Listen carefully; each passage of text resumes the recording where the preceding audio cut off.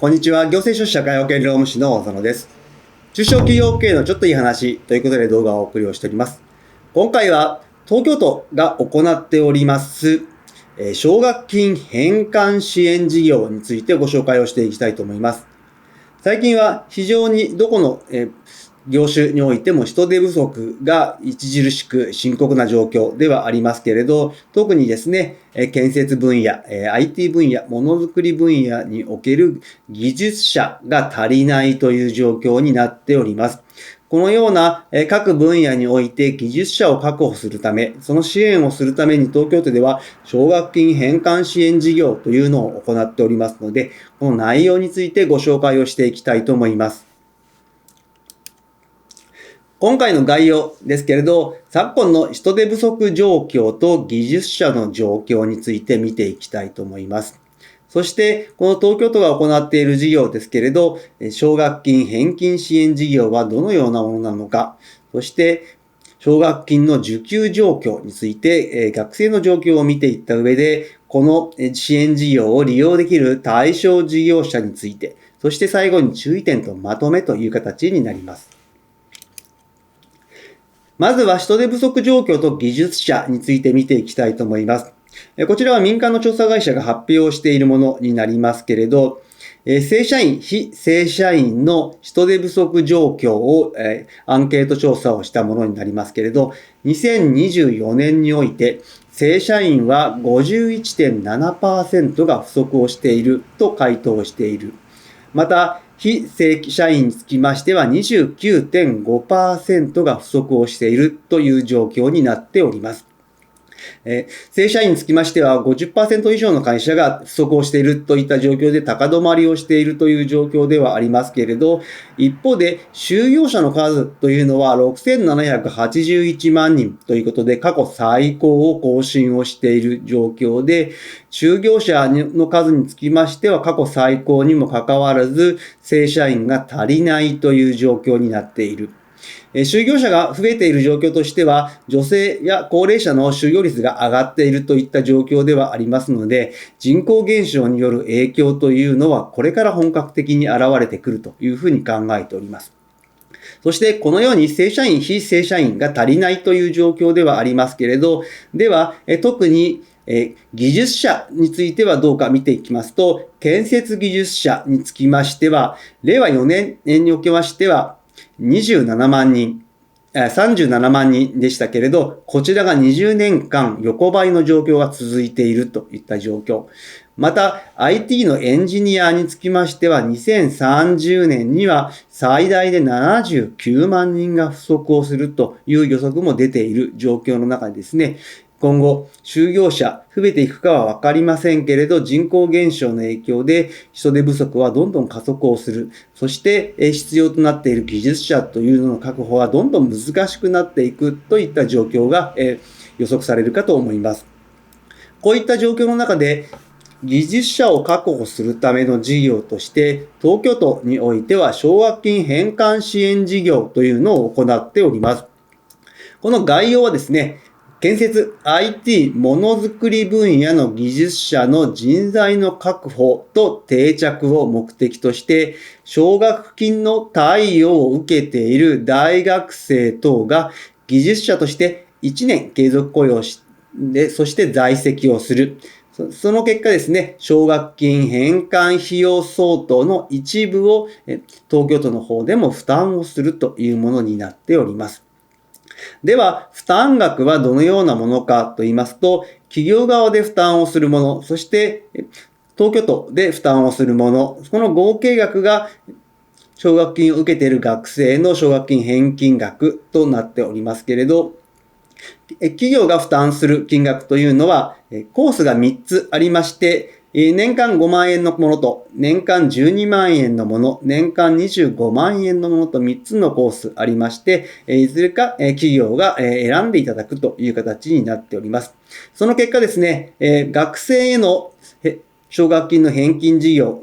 ですね、こちらにつきましては返金額としては、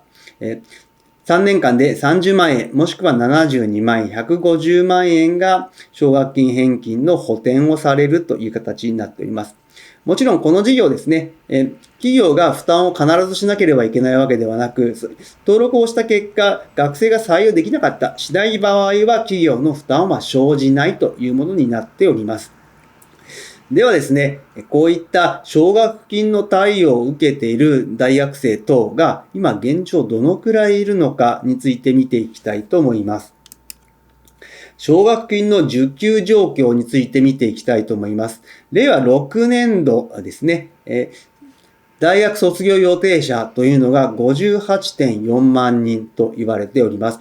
就職率は 98.1% ということで、ほぼすべての方が就職ができているといった状況。そしてその中で奨学金を受けている学生はどのくらいなのかと言いますと、大学の中間部でいきますと、平成30年においては 47.5% だったのが、令和4年度においては 55% になっているということで、大学短期、修士、そして博士、そういった各段階において、いずれもですね、奨学金の受給者の割合が増えているという状況になっております。そしてですね、この奨学金、もちろん借りているので返さなければいけないんですけれど、こちら、働き始めて入職後ですね、奨学金返済というのがその後の結婚、出産、子育て、持ち家の取得などの生活設計に大きな影響を与えているということで、最近非常に問題になっている内容の一つかと思います。こういった形で何かしら学校を卒業する学生の半分近くがですね、奨学金をもらっているといった状況の中で、その奨学金の負担を減らしていこうという取り組みになっております。では、この事業、申請ができるのはどのような事業者なのかといいますと、全部で6項目挙げられているんですけれど、主要なものを3つ取り上げてみたいと思います。まずは1番目ですね。本社もしくは主たる事業所が東京都内にある中小企業等であること。そしてですね、大学生等を東京都内の事業所で勤務させること。この要件がまずあります。